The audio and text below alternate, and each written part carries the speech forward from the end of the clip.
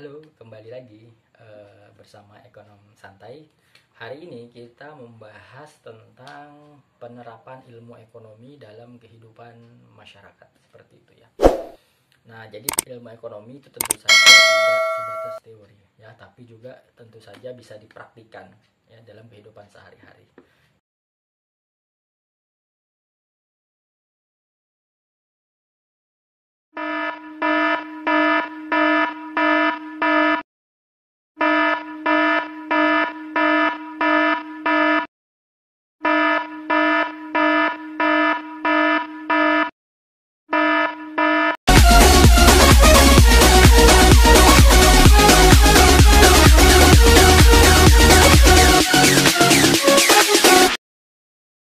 Kalau kita memperhatikan ilmu ekonomi ini tentu saja dalam kehidupan bermasyarakat, nah kita sudah bisa disebut dengan namanya makhluk ekonomi. Ya, aktivitas perdagangan, aktivitas apapun itu biasanya disebut dengan aktivitas ekonomi seperti itu. Sehingga kita disebut makhluk ekonomi. Nah, seperti itu. Nah, yang harus teman-teman ketahui juga, teman-teman juga harus melihat video-video sebelumnya terkait dengan part-part sebelumnya, karena seperti saya bilang di awal, ini video ini sangat terkait dari part 1 hingga part video ini gitu ya. Terus yang harus kita bahas yang pertama adalah terkait dengan tindakan ekonomi berdasarkan prinsip ekonomi. Jadi ada dua biasanya ya, ada tindakan ekonomi yang rasional, ada yang irasional. Oke ya. Nah, tindakan ekonomi itu apa sih? Nah, tindakan ekonomi itu adalah adalah usaha manusia yang itu dilandasi dengan alternatif pilihan. Nah, alternatif pilihan entah itu baik ataupun buruk. Nah, tentu saja yang dipilih adalah alternatif yang paling baik dan menguntungkan. Seperti itu ya. Nah, tindakan ekonomi itu juga mencerminkan bahwasanya perilaku manusia ya sebagai makhluk ekonomi, atau biasanya disebut homo economicus. Tindakan ekonomi ini dibedakan menjadi yang pertama tindakan ekonomi rasional, yang kedua adalah tindakan ekonomi irasional atau tindakan ekonomi irasional di luar dari sikap rasionalnya, di luar dari sikap logikanya seperti itu ya. Sekarang kita masuk ke tindakan ekonomi rasional ya. Tindakan ekonomi rasional itu adalah tindakan ekonomi yang biasanya manusia itu berupaya untuk memenuhi kebutuhannya berdasarkan sikap rasionalnya dan paling menguntungkan. Nah, biasanya dalam tindakan ini manusia juga memperhatikan aspek-aspek manfaat dan nilai guna barang jasa yang akan dikonsumsi. Seperti saya ambil contoh di part-part sebelumnya, kalau teman-teman itu punya ada dua warung ya, warung A dan warung B. Warung A dan B ini menjual bakso. Dan kedua warung tersebut A dan B sama-sama enak rasanya. Nah, warung A enak rasanya, warung B enak rasanya. Nah, ternyata warung A ini harganya lebih murah dari warung B. Nah, tentu saja teman-teman pasti mendatangi warung A. Karena kenapa? Karena berdasarkan asas manfaat, tentu saja bermanfaat untuk keuangan kita. Nah, jadi keuangan kita lebih hemat ketika memilih bakso di warung A. Misalnya warung A 10.000, bakso warung B 15.000 dengan rasa yang enak, tentu saja dengan kualitas yang enak dan kuantitas yang enak, tentu saja kita bakal memilih warung A seperti itu ya. Nah, selanjutnya juga dalam mengkonsumsi barang dan jasa itu pasti juga kita lihat namanya selain manfaat, nilai guna, dan juga kita memperhatikan aspek-aspek lainnya seperti itu. Tentu saja dalam sisi rasional, dalam sisi kita kan setiap orang itu berbeda-beda, preferensinya berbeda-beda, keinginannya, kebutuhannya. Tentu saja pasti setiap manusia atau setiap orang atau semua pasti membutuhkan upaya dan kebutuhannya, tentu saja mencari yang mana yang paling menguntungkan. Pasti kan ada nilai teman-teman pasti membuat suatu bagian A, bagian B, bagian C, terus antara A, B itu dibandingkan kan yang mana yang paling bagus. Contoh paling mudah tadi seperti warung bakso tadi. Nah, yang kedua yaitu tindakan ekonomi irasional ya. Nah, tindakan ekonomi irasional itu berkebalikan dari tindakan ekonomi rasional. Nah, biasanya tindakan irasional ini dilakukan manusia dalam upaya memenuhi kebutuhannya tanpa didasari sikap rasional ya. Jadi orang itu tidak rasional ya. biasanya orang-orang itu tidak memperhatikan efisiensi dan nilai guna barang atau jasa yang dikonsumsi. Nah, seperti itu misalnya apa ya?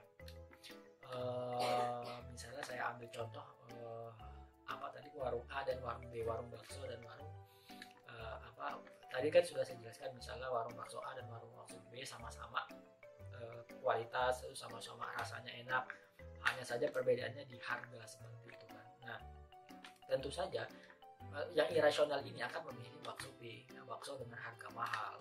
Nah, mungkin bisa jadi pilihan itu secara irasional, tiba-tiba pilih aja itu bakso B gitu tanpa ada pembandingnya, yang mana yang enak, yang mana harganya murah, yang mana enak, mungkin jumlahnya lebih banyak atau lebih sedikit. Nah, tapi ternyata tindakan-tindakan manusia ini kebalikan dari rasional, yaitu dia secara irasional. Atau juga misalnya ketika uangnya sudah banyak gitu, jadi beli macam-macam barangnya itu ya sembarang aja. Misalnya yang dibutuhkan dalam apa ya, dalam kredit, misalnya yang dibutuhkan yaitu sapu seperti itu ya, sapu untuk membersihkan pekarangan rumah atau membersihkan rumah. Nah, ternyata yang harusnya dibeli itu kan secara rasional, yaitu sapu gitu kan, agar bisa nyapu halaman, agar bisa menghilangkan kotoran yang ada di mana di rumah seperti itu. Tapi ternyata tidak demikian, tapi ternyata membeli sesuatu barang yang tidak bermanfaat gitu, di luar daripada sapu, misalnya beli ember atau beli misalnya gayung. Nah, seperti itu. Jadi nggak sesuai, yang tadinya harusnya tujuannya adalah membersihkan pekarangan rumah dengan sapu, malah membeli ember dan sebagainya seperti itu ya. Biasanya itu tindakan ekonomi rasional itu dia tidak berpikir panjang, apalagi tidak ada standar manfaatnya. Jadi tidak memperhatikan efisiensi dan efektivitas daripada barang tersebut. Jadi lebih mudahnya mungkin orang ini lebih kepada berfoya-foya, seperti ketika punya uang banyak dia beli A, ketika punya uang banyak dia beli B, ketika punya uang banyak dia membeli barang C, padahal barang-barang yang dia beli tersebut tidak bermanfaat. Jadi sehingga ini perilakunya disebut dengan tindakan ekonomi irasional seperti itu. Nah, tentu saja saat melakukan tindakan ekonomi kan manusia itu harus menentukan pilihannya dengan rasional seperti itu kan. Nah, habis itu dalam menentukan pilihan tentu saja manusia itu bisa menerapkan prinsip ekonomi. Nah, apa itu prinsip ekonomi? Nah, prinsip ekonomi itu bisa saja adalah panduan dalam melakukan kegiatan ekonomi. Nah, dengan pengorbanan yang serendah-rendahnya untuk memperoleh hasil tertentu, atau dengan pengorbanan tertentu untuk memperoleh hasil optimal. Jadi dengan bagaimana kita itu ketika mau mencapai suatu tujuan ya, tentu saja kita menginginkan pengorbanan itu rendah, tapi kita pengen hasilnya itu optimal seperti itu. Nah, prinsip ekonomi ini bisa diterapkan oleh konsumen, distributor, produsen seperti itu ya. Dan juga dalam penerapan prinsip ekonomi ini biasanya tindakan yang dilakukan pelaku ekonomi ini dapat mencapai kepuasan optimal. Nah, saya ambil contoh misalnya teman-teman itu memproduksi suatu misalnya mesin fotokopi gitu ya. Teman-teman ini punya usaha, yaitu usaha mesin fotokopi seperti itu. Nah, mesin fotokopi tersebut misalnya ada dua tipe ya, tipe A sama tipe B sebetulnya. Teman-teman tentu saja pasti cari inovasinya yang baiknya, yaitu mesin fotokopi yang dianya itu keluarannya terbaru dan termurah. Nah, ya kan, terbaru dan termurah, sedangkan yang fotokopi A itu dianya terbaru tapi mahal. Nah, teman-teman tentu saja memilih yang terbaru dan termurah. Yang pertama, unggulannya yang fotokopi B, yang mesin fotokopi yang B, dia lebih cepat memproduksi atau lebih cepat mencetak paper, lebih cepat mencetak fotokopian, lebih cepat mencetak kertas-kertas seperti itu. Yang kedua, kelebihannya adalah teman-teman juga mendapatkan mesin fotokopi tersebut dengan harga murah. Nah, maka inilah prinsip ekonomi ini adalah panduan dalam melakukan kegiatan dengan pengorbanan serendah-rendahnya. Nah, tadi yang kita ambil contoh tadi mesin fotokopi, dengan mengambil mesin